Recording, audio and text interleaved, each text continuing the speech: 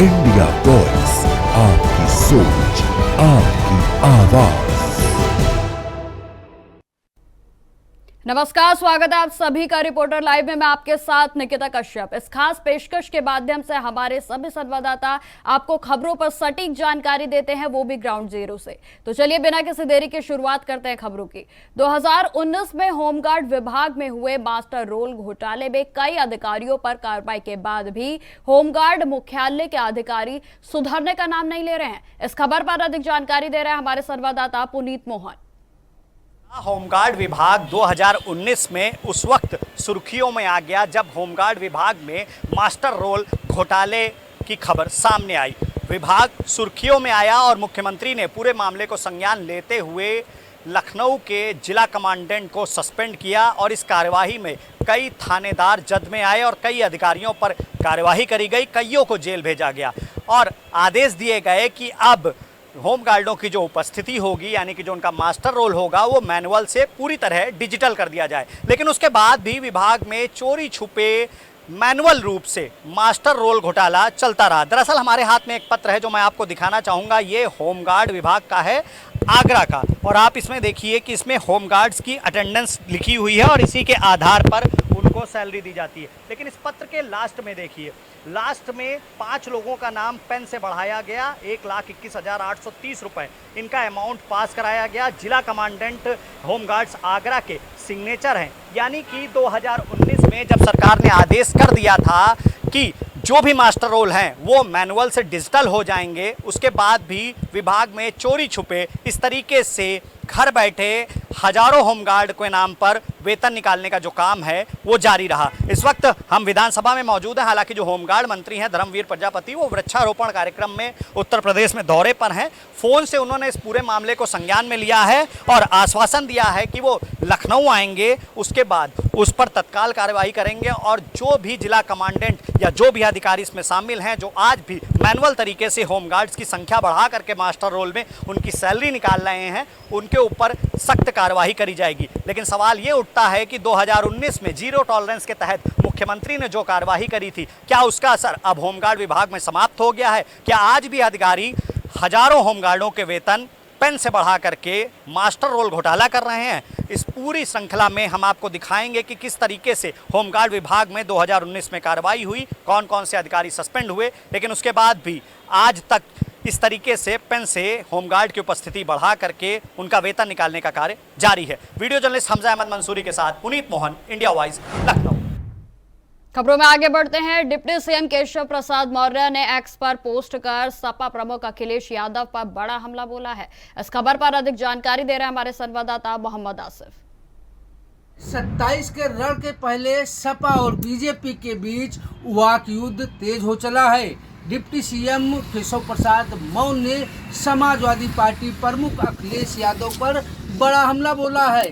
कहा है कि सपा सरकार में राम भक्तों पर गोलियां चलाई गई, साथ ही साथ कांवड़ियों पर लाठीचार्ज हुआ और सपा प्रमुख और उनकी पार्टी के नेता राम मंदिर का विरोध कर रहे थे और अब मथुरा निर्माण में धाम निर्माण का भी विरोध किया जा रहा है।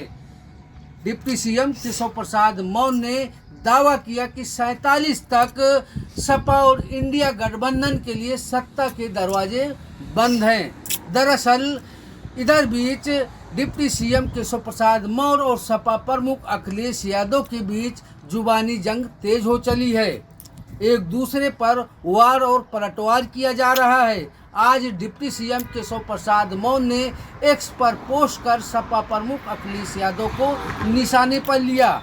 एक्स पर केशव प्रसाद मौर्य ने लिखा कि राम भक्तों पर गोलियां चलाई, साथ ही साथ कांवड़ियों पर लाठी चार्ज किया गया। दीपावली और नवरात्र पर अंधेरा रहता था। डिप्टी सीएम केशव प्रसाद मौर्य ने एक्स पर यह भी कहा कि आज कांवड़ियों के लिए पथ बनाने का दावा किया जा रहा है, लेकिन इसके पहले जब सपा सत्ता में थी तो तमाम तरह के अत्याचार किए जा रहे थे। डिप्टी सीएम केशव प्रसाद मौर्य ने कहा कि समाजवादी पार्टी की नौटंकी अब चलने वाली नहीं है। केशव प्रसाद मौर्य ने यह भी कहा कि फर्जी पीडीए के स्वयंभू अखिलेश यादव की मंशा कभी कामयाब नहीं होगी। डिप्टी सीएम केशव प्रसाद मौर्य ने जिस अंदाज में आज सपा प्रमुख अखिलेश यादव और समाजवादी पार्टी पर जमकर हमला बोला, इससे सियासी हलचल तेज हो चली है। अब देखना यह होगा कि डिप्टी सीएम केशव प्रसाद मौर्य के वार का समाजवादी पार्टी किस तरह पलटवार करती है। सहयोगी इसराज के साथ Asif Baig, India voice, Lucknow.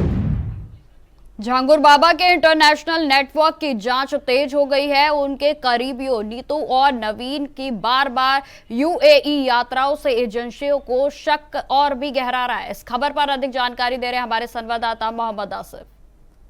CM Yogi Adityanath ने झांगुर बाबा को लेकर बड़ा बयान दिया है। कहा है कि इन लोगों पर ऐसी कार्रवाई होगी जो नजीर बनेगी। उधर झांगुर बाबा के करीबी नीतू और नवीन के इंटरनेशनल कनेक्शन भी सामने आए हैं। झांगुर बाबा के करीबियों ने 19 बार यूएई की यात्रा किया है। इस पर अब एटीएस पूरी गहराई से छानबीन करने में जुट गई है। दरअसल यूपी के बलरामपुर के रहने वाले झांगुर बाबा उर्फ जमालुद्दीन अपने सहयोगियों के साथ मिलकर धर्मांतरण का रैकेट चला रहे थे। झांगुर बाबा को यूपी एसटीएफ ने गिरफ्तार किया तो कई चौंकाने वाले खुलासे सामने आए हैं। इस मामले में एटीएस ने भी झांगुर बाबा और उसके साथ गिरफ्तार सहयोगी से गहराई से छानबीन किया, जिसमें पता चला कि 100 करोड़ का लेन देन 40 खातों में हुआ है। विदेशी फंडिंग के जरिए झांगुर बाबा धर्मांतरण का रैकेट चला रहा था। फिलहाल इस मामले में अब एक नया खुलासा हुआ है और खुलासा यह है कि झांगुर बाबा और जमालुद्दीन के सहयोगी नवीन और नीतू ने 19 बार यूएई की यात्रा किया है। इस यात्रा को लेकर भी अब पड़ताल तेज हो चली है, क्योंकि खाड़ी देशों से फंडिंग कर भारत में झांगुर बाबा धर्मांतरण का रैकेट चला रहा था। उधर सीएम योगी आदित्यनाथ ने भी साफ संकेत दे दिए हैं। कहा है कि झांगुर बाबा और उनके सहयोगियों पर ऐसी कार्रवाई होगी जो एक नजीर बनेगी, क्योंकि उनकी सरकार महिलाओं और बच्चियों की सुरक्षा को लेकर पूर्णतः प्रतिबद्ध है। सीएम योगी आदित्यनाथ ने कहा कि झांगुर बाबा के नात रिश्तेदारों को भी नहीं बख्शा जाएगा जो इस गिरोह में शामिल थे। यूपी सीएम योगी आदित्यनाथ झांगुर बाबा और उनके सहयोगियों की कारस्तानी से बेहद नाराज है। हालांकि यूपी एटीएस और यूपी एसटीएफ टीम पूरी तरह से झांगुर बाबा का नेटवर्क खंगाल रही है और हर रोज एक नया खुलासा भी सामने आ रहा है। अब देखना यह है कि झांगुर बाबा और उनके सहयोगियों की मुश्किलें आगे कितना और बढ़ती हैं। सहयोगी इसरार के साथ आसिफ बेग, इंडिया वॉइस, लखनऊ। सड़क खराब देख अर्जुन मुंडा ने राज्य सरकार पर हमलों बोला है और इस खबर पर अधिक जानकारी दे रहे हमारे संवाददाता मोहम्मद अकबर। मुख्यमंत्री अर्जुन मुंडा ने झारखंड सरकार पर कसा तंज, कहा सरकार का ढिंढोरा जो पीटने का ये है वो सरकार भी ढिंढोरा वैसे ही पीट रही है। जो नीति और जो नियत है वो कारगर नहीं दिख रही है। सरकार जो है लगातार विकास का वादा करती है, लेकिन विकास धरातल पे नहीं दिख रहा है। आखिर क्यों नहीं दिख रहा है, इसका क्या वजह है, ये तो सरकार जाने और सरकार के जो विधायक हैं वो जाने। लेकिन जहां तक पोटका की बात है, पोटका विधानसभा की बात है, वहां के अगर सड़क की हाल देखें, सड़क बेहाल है। सड़क का जर्जर स्थिति से लोग परेशान है। लोग वहां पे चलने में मुश्किल हो रहा है। काफी दिक्कतों का सामना लोगों को करना पड़ा है। लोग लगातार विरोध कर रहे हैं कि काफी दिन से ये सड़क बनी नहीं है, आखिर कब तक बनेगी और क्यों नहीं बन पा रही है। लेकिन लगातार सरकार और सरकार के विधायक ये कहते हैं कि इलाके में लगातार चौतरफा विकास हो रहा है और विकास का गाथा गूंज रहे हैं। लेकिन धरातल पे देखा जाए तो विकास के नाम पे शून्य नगन आ रहा है। इस समय जमशेदपुर से मोहम्मद अकबर। अब खबर जौनपुर से है, जहां शीतला चौकिया धाम में युवक ने कुंड में कूदकर जान दे दी और जिसका वीडियो अब सोशल मीडिया पर जमकर वायरल हो रहा है। इस खबर पर अधिक जानकारी दे रहे हैं हमारे संवाददाता विवेक। जौनपुर के शक्तिपीठ शीतला चौकिया धाम परिसर में उस समय हड़कंप मच गई कि जब परिसर के कुंड में तालाब में डूबने से एक युवक की मौत हो गई। बताया जाता है कि एक युवक कुंड के ऊपर लगे रेलिंग पर कूदकर स्नान कर रहा था। वहीं युवक की मौत की छलांग लगाते हुए तस्वीर वहां पर लगे सीसीटीवी कैमरे में कैद हो गई। वहीं घटना की जानकारी मिलते ही मृतक के परिजनों में कोहराम मच गया। वहीं सूचना पर पहुंची पुलिस व स्थानीय लोगों की मदद से युवक की शव को तालाब कुंड से बाहर निकाला गया है। वहीं घटना के बाद पुलिस शव को पोस्टमार्टम भेज मामले की जांच पड़ताल में जुट गई है। पूरा मामला जौनपुर के शीतला चौकिया धाम परिसर का बताया जा रहा है। जौनपुर से विवेक कुमार, इंडिया वॉइस। अब खबर बंडा सिंघा से है, जहां पर नकली शराब फैक्ट्री का भंडाफोड़ किया गया है और जिसमें भारी मात्रा में अवैध अंग्रेजी शराब को भी बरामद किया गया। इस खबर पर अधिक जानकारी दे रहे हैं हमारे संवाददाता सुरेंद्र कुमार सिंह। सिंघा हजारीबाग में नकली शराब फैक्ट्री का भंडाफोड़ किया जाना वाकई हजारीबाग पुलिस के लिए बड़ी उपलब्धि मानी जा रही है। दरअसल अवैध रूप से नकली शराब का निर्माण न सिर्फ राजस्व का बड़ा नुकसान करता है, बल्कि कई बार ऐसे शराब के सेवन से लोगों की मौत तक हो जाती है। पुलिस की माने तो लगभग 1.5 लाख रुपए की नकली शराब, लाख रुपए की लागत की मूल्य का नकली शराब पुलिस को मिला है। साथ ही रैपर, पैक करने वाले की मशीन सहित अन्य सामान भी पुलिस के हाथ लगी है। हालांकि इस मामले में पुलिस ने कारोबारी महेश नायक उर्फ अशोक साव को गिरफ्तार किया है, लेकिन जल्द ही और भी गिरफ्तारियां होने की उम्मीद है। ऐसे में इतना तो कहा जा सकता है कि पुलिस की इस कार्रवाई से नशा कारोबारियों में हड़कंप मचा हुआ है। कैमरा पर्सन विजय के साथ सुरेंद्र सिंह, हजारीबाग, इंडिया वॉइस। अब खबर राजनगर से है, जहां लगातार बारिश से कई मकान ध्वस्त हो गए हैं। कई जगह छत गिरी है तो कहीं मिट्टी की दीवार गिरी है। इस खबर पर अधिक जानकारी दे रहे हैं हमारे संवाददाता रविकांत गोप। लगातार 2 दिनों से मूसलाधार बारिश की वजह से पूरे झारखंड में जनजीवन अस्त व्यस्त हो गया है। वहीं दूसरी ओर कई ऐसे कच्चे मकान हैं जो इस बारिश की वजह से धंस गया है। मैं बात कर रहा हूँ ग्रामीण क्षेत्र की। इस वक्त मैं जहाँ हूँ ये राजनगर प्रखंड का बड़ा सिजुलता पंचायत अंतर्गत पड़ने वाला गांव है उरुगुटू, और उरुगुटू में अभी मैं मौजूद हूँ। और यहाँ पर एक घर में आप मेरे पीछे देख सकते हैं, ये घर का ये दृश्य है जहाँ पर ये मिट्टी से जुड़ाई किया गया था। ईटा का घर था लेकिन मिट्टी का जुड़ाई किया गया था। शायद इसी वजह से जो है गीलापन होने की वजह से ये मिट्टी का घर धंस गया। और सबसे बड़ी बात है कि जब घर धंसा उस दौरान घर में परिवार के सभी सदस्य थे। एक बच्चा और माँ बाप अपने घर में थे, लेकिन जैसे ही दीवार गिरा उनके ऊपर ही गिरा। कुछ चोटें भी आई है, बच्चे को भी चोट लगी है, पिताजी को भी चोट लगा है, माँ को भी चोट लगा। माँ अभी उसके जो है अस्पताल में एडमिट है और अब जो है उनके पास रहने का कोई दूसरा ठिकाना भी नहीं है। ऐसे में अब वो मुआवजे की भी मांग कर रहे हैं। प्रशासन से ये चाह रहे हैं कि जल्द से जल्द इस मामले को संज्ञान में ले और जो भी मुआवजा राशि हो वो उपलब्ध कराने का प्रयास करें। कैमरामैन चिंटू के साथ रविकांत गो, इंडिया वॉइस, राजनगर। अब खबर लखीमपुर खीरी से है, जहां पर कॉलेज से घर लौट रही 16 साल के नाबालिग से दुष्कर्म का मामला सामने आया है। इस खबर पर विस्तार से जानकारी दे रहे हैं हमारे संवाददाता रामजी सिंह।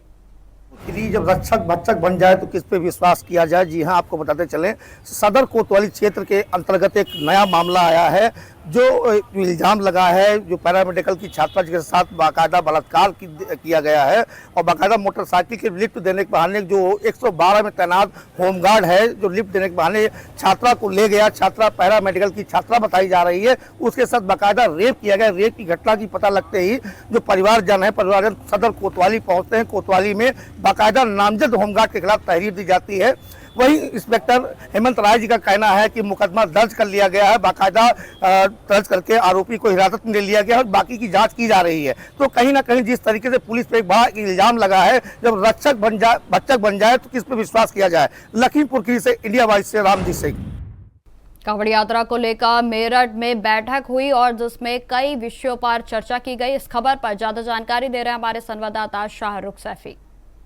पवित्र कांवड़ यात्रा को लेकर उत्तर प्रदेश के मुख्यमंत्री योगी आदित्यनाथ और उत्तराखंड के मुख्यमंत्री पुष्कर सिंह धामी लगातार अधिकारियों को निर्देश दे रहे हैं कि कांवड़ियों को किसी भी तरीके की परेशानी का सामना करना ना पड़े, जिसके चलते लगातार मुख्य बैठकें जारी हैं। अधिकारी खुद कांवड़ मार्गों पर पहुंचकर निरीक्षण भी कर रहे हैं। और उसी के साथ साथ आज उत्तर प्रदेश के मुख्य सचिव मनोज कुमार जी और साथ में उत्तर प्रदेश के डीजीपी राजीव कुमार जी यहाँ पहुंचे हैं और उन्होंने एक मुख्य बैठक की है, जिसमें उत्तराखंड, उत्तर प्रदेश और हरियाणा समेत राजस्थान के भी अधिकारी मौजूद रहे। बैठक में काफ़ी बड़े निर्णय लिए गए हैं और अधिकारियों को भी दिशा निर्देश दिए गए हैं। कहा गया है कि कांवड़ियों को बिजली और सड़कें और किसी भी तरीके की परेशानी का सामना न करना पड़े, इसीलिए कांवड़ शुरू होने से पहले इन सभी समस्याओं का समाधान किया जाए। यहाँ से मीटिंग संपन्न होने के बाद अब सारे अधिकारी ओगरनाथ मंदिर पहुंचे हैं, जहां पर ओगरनाथ मंदिर का भी निरीक्षण किया जाएगा। मेरठ से इंडिया वॉइस के लिए शाहरुख सर। अब खबर मिर्जापुर से है, जहां प्रशासन की लापरवाही सामने आई है, जहां जर्जर हो चुके स्कूल की इमारत की दीवार गिर गई। और खबर पर विस्तार से जानकारी दे रहे हैं हमारे संवाददाता कमलेश। मिर्जापुर के थाना विंध्याचल क्षेत्र अंतर्गत एक गांव है सरपत्ती अरंगी। बता रहे इस गांव में एक प्राथमिक पाठशाला है, जहां पर लोग बच्चे जो है कि स्कूल खुल गया है, अब इसमें लोग अपनी शिक्षा ग्रहण करने के लिए आते हैं और जाते हैं। बता दे रहे हैं कि एक मामला ऐसा इसी स्कूल में आया है कि जो सुबह बच्चे स्कूल के अंदर दाखिला हो रहे थे, तभी जो है गेट के पास की जो दीवारें थी वो दीवारें भरभरा कर गिर गई। बता दें कि ये जो दीवार के पिलर थे, पिलर में बिल्कुल कोई सरिया नहीं लगाया गया था, इसके वजह से ये पिलर जो है कमज़ोर हो गया था और दीवारें टेढ़ी मेढ़ी हो गई थी, फूल गई थी। बता दे रहे हैं कि ये जो है कि जिसमें दो बच्चे, जिस तरह दीवार गिरी है वहाँ पर दो बच्चे को चोट लगी है। एक बच्चे को जो है तो हल्की चोटें आई हैं, जो कि उसका सामान्य स्थिति है। दूसरा बच्चा जो उसके पैर में काफ़ी चोटें है, जिसमें उसका पैर फ्रैक्चर हो चुका है। ये बच्चा 6 वर्ष का है, जो कि अभी स्कूल में दाखिला हुआ, वो पढ़ रहा था। बता दें कि ये मंडली अस्पताल में उसका बेहतर इलाज किया जा रहा है और उसके एक जिस पैर में चोट लगी है उसमें राड डालने की संभावना है। डॉक्टर बताया जा रहा है कि इसमें राड डालेगी और कुछ समय तक जो है कि ये बेड रेस्ट पर बच्चा रहेगा। बता दें कि इसकी शिकायत बच्चे के जो ग्रामीण क्षेत्र के लोग हैं और बच्चे के अभिभावक हैं, गार्जियन हैं, वो लोग निरंतर अपने पैड के माध्यम से और प्रधान के माध्यम से सूचना देते हैं, पर जो है कि उनकी कोई शिकायत की सुनवाई नहीं होती है। बस सिर्फ इतना कहा जाता है कि जो है कि अभी बजट नहीं है, जैसे बजट आएगा स्कूल के लिए तो स्कूल का निर्माण कार्य बताया जाएगा। बिल्कुल बता दे रहे हैं कि ये जो छत देखने में लग रहा है जिस तरह से छत भी जर्जर हो चुका है, अगर कहीं छत गिर जाता तो बहुत बड़ी इसमें घटनाएं हो सकती थी।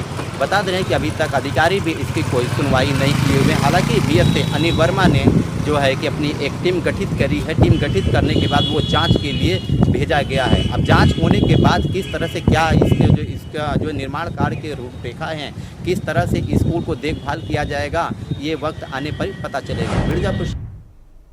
अब खबर मिर्जापुर से है, जहां भटेवरा गांव में रोड न बनने से गांव के लोग बेहद परेशान हैं और इस खबर पर अधिक जानकारी दे रहे हैं हमारे संवाददाता कमलेश। विंध्याचल अंतर्गत 98 ब्लॉक में एक गांव है भटेवरा। भटेवरा में बता रहे हैं कि ऐसे कुछ सड़कें हैं, ऐसे कुछ गलियां हैं जो इस समय बारिश का समय चल रहा है, जो वहां आना जाना एकदम अस्त व्यस्त हो गया है। बता दें कि वो कीचड़ से भरा वो रास्ता हो चुका है। देखने में कहीं ये नहीं लग रहा है कि वो सड़क है, वो रास्ता है जाने आने का। ऐसा लग रहा है, देखने में प्रतीत होता है कि वो जो है बिल्कुल कीचड़ है, खेत है। बता दें वहाँ पर सैकड़ों की संख्या में रोज़ आना जाना होता है ग्रामवासियों का। छोटे छोटे नन्हे मुन्ने बच्चों का स्कूल में आना जाना होता है, बुजुर्गों का आना जाना होता है। बता दे रहे हैं कि इसी कीचड़ में से होते हुए लोग आते हैं और जाते हैं। ये गुहार जो है कि उसके ग्राम सभा के लोग हैं, जो ग्राम के रहने वाले लोग हैं, उस गली के आसपास के लोग हैं, जो आने जाने वाले लोग हैं, वो जो जाकर अपने उच्च अधिकारियों से गुहार लगाते हैं और बार बार उनके अफसर के दफ्तरों के चक्कर लगाते हैं, पर वो रास्ता अभी तक नहीं बन पाया है। बता दे रहे हैं कि कुछ वहाँ के लोग सरपंच लोग हैं, अपनी पैड के माध्यम से लिखित भी शिकायत करी है, पर कोई देखने वाला नहीं है। अभी तक जो है कि ये हज़ारों की संख्या में लोग जो है कि आना जाना होता रहता है, लेकिन अभी तक कोई न सुनवाई होने के बावजूद बता रहे ग्राम के वासी, जो गांव के रहने वाले हैं, वो लोग बिल्कुल आक्रोशित में। अब देखा जाएगा कि ये सड़कें कब तक, उनके गली मोहल्ले के कब तक सड़कें और रास्ते को काबू में किया जाएगा, कब तक उसे बनाई जाएगी। मिर्जापुर से कमलेश कुमार, इंडिया वन। जमीन विवाद को लेकर दो पक्षों में जमकर मारपीट हुई। खबर पर अधिक जानकारी दे रहे हैं हमारे संवाददाता सतीश सिंह। मारपिटाई का मामला सामने आया है, जहां जमीन विवाद को लेकर के खूनी संघर्ष चला है, जिसमें बताया जा रहा है कि धारदार हथियार से हमला हुआ है।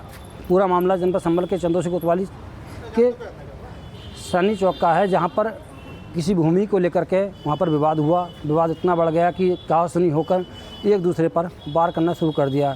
लड़ाई इतनी बढ़ गई कि जो है एक दूसरे सड़कों पर उतर आए और एक दूसरे को मारना पीटना शुरू कर दिया, जिसमें एक महिला सहित 4 लोग गंभीर रूप से घायल हुए हैं। मौके पर पुलिस पहुंच गई है। पहुंचने के बाद में 5 आरोपियों के लिए, दोनों पार्टियों के लिए पुलिस गिरफ्तार कर ले आई है और दोनों की तरफ से तहरीर देकर मुकदमा दर्ज किया जा रहा है। आगे की कार्रवाई की बात कह रहे हैं। ये भी बताया जा रहा है कि ये ज़मीन जो है कुछ समय पहले इन्होंने बेची थी, जिसमें 3 भाइयों का हिस्सा वहाँ पर रह गया है। इसी को लेकर के बताया जा रहा है कि ज़मीन को एक की बुनियाद को लेकर के विवाद हुआ था। विवाद इतना बड़ा कि जो उसका गया था पार्टी कि ये ज़मीन बता रहा था कि मेरी ज़मीन है। इसी को लेकर जो लोग थे, 4 लोग, उन्होंने ज़मीन बेची थी। वहाँ पर मारपिटाई हुई है, जिसमें महिला ने ये आरोप लगाया है कि मेरे साथ में इन्होंने चाकू से वार किया गया है।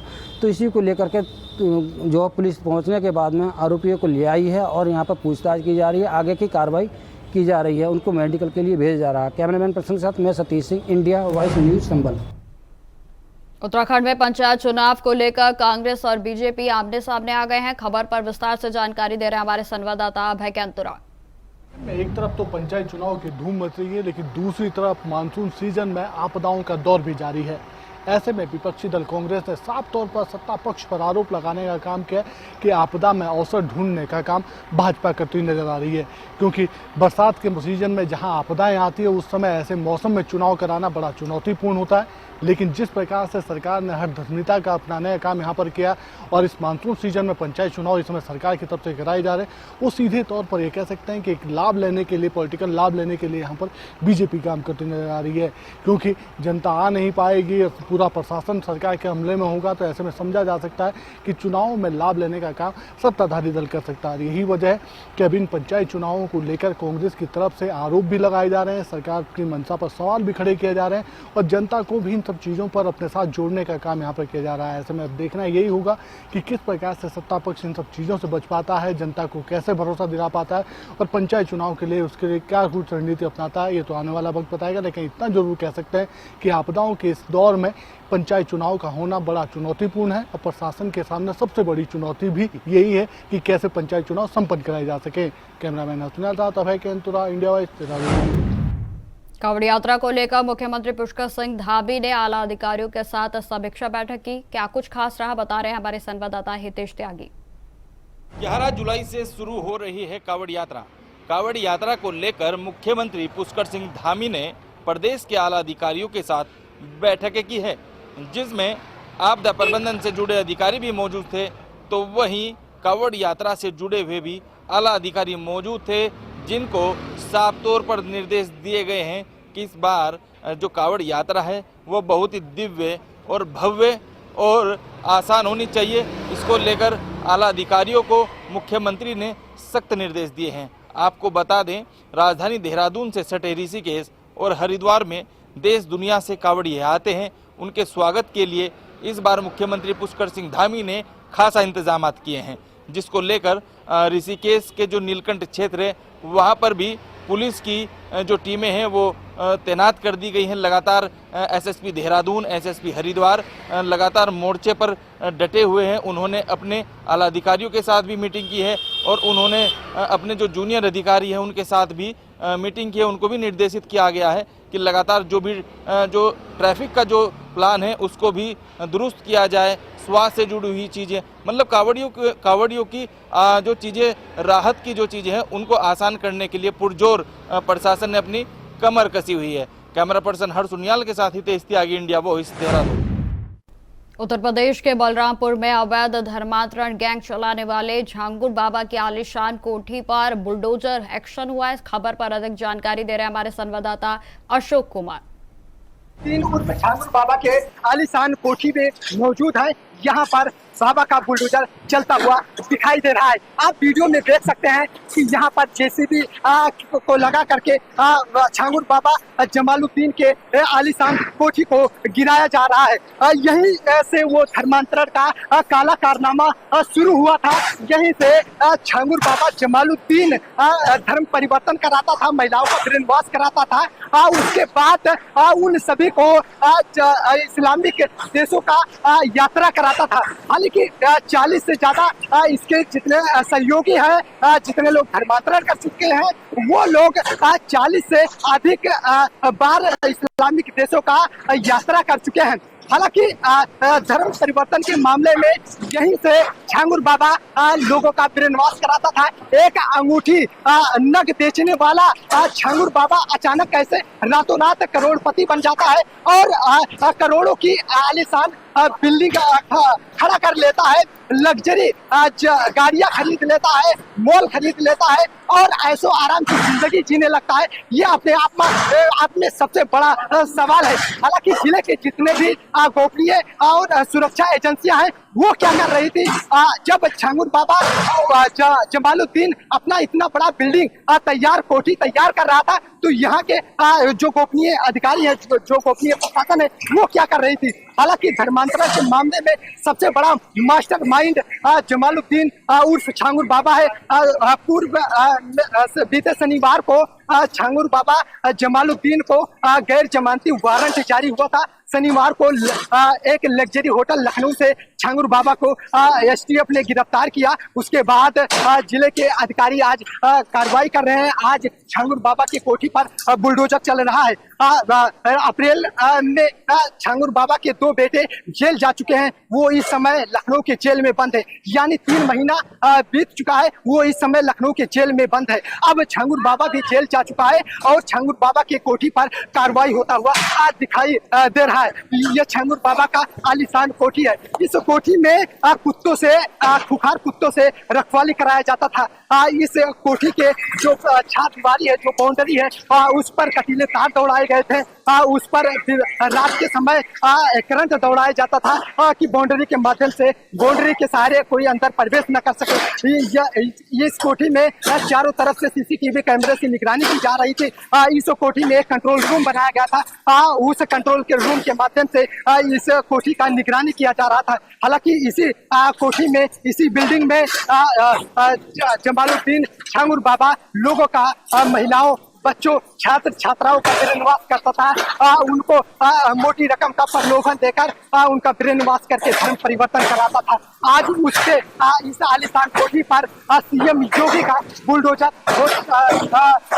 से कार्रवाई की जा रही है। अब देखने वाली बात होगी कि इसमें कितने लोग संलिप्त हैं। अगर संलिप्त है तो उनके ऊपर, उनके संपत्ति पर कब कार्रवाई की जाएगी। अशोक पाल, इंडिया वाइज, बलरामपुर। तो फिलहाल रिपोर्टर लाइव में इतना ही। देश दुनिया की तमाम खबरों की जानकारी के लिए बने रहे हमारे साथ। नमस्कार।